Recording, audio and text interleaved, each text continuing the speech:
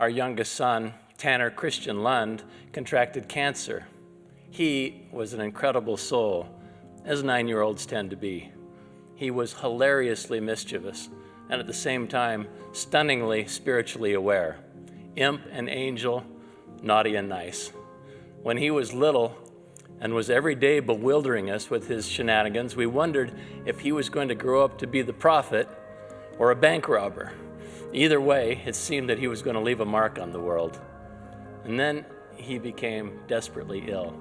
Over the next 3 years, modern medicine employed heroic measures, including 2 bone marrow transplants, where he contracted pneumonia, requiring him to spend 10 weeks unconscious on a ventilator.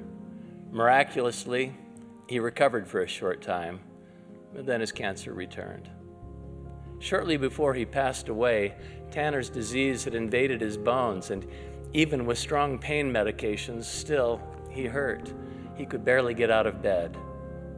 One Sunday morning, his mom, Colleen, came into his room to check on him before the family left for church. She was surprised to see that he had somehow gotten himself dressed and was sitting on the edge of his bed, painfully struggling with a button to button his shirt. Colleen sat down by him. "Tanner," she said, are you sure you're strong enough to go to church? Maybe you should stay home and rest today."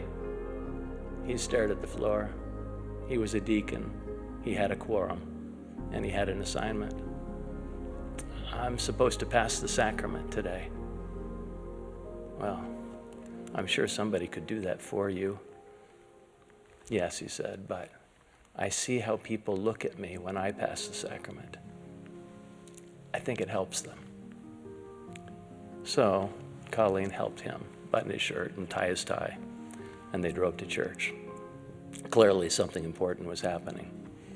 I came to church from an earlier meeting, and so was surprised to see Tanner sitting on the deacon's row.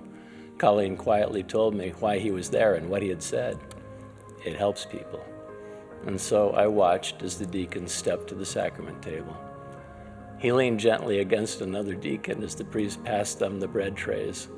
And then Tanner shuffled to his appointed place and took hold of the end of the pew to steady himself as he presented the sacrament. It seemed that every eye in the chapel was on him, moved by his struggle as he did his simple part. Somehow, Tanner expressed a silent sermon as he solemnly, haltingly moved from row to row, his bald head moist with perspiration, representing the Savior in the way that deacons do. His once indomitable deacon's body was itself a little bruised and broken and torn, willingly suffering to serve by bearing the emblems of the Savior's atonement into our lives. Seeing how he had come to think about being a deacon made us think differently too, about the sacrament, about the Savior, and about deacons and teachers and priests. I wonder at the unspoken miracle that had impelled him that morning to respond so bravely to that still small call to serve, and about the strength and capacities of all of our emergent youth as they push themselves to respond to a prophet's call, to enlist in God's battalions and join in the work of salvation and exaltation.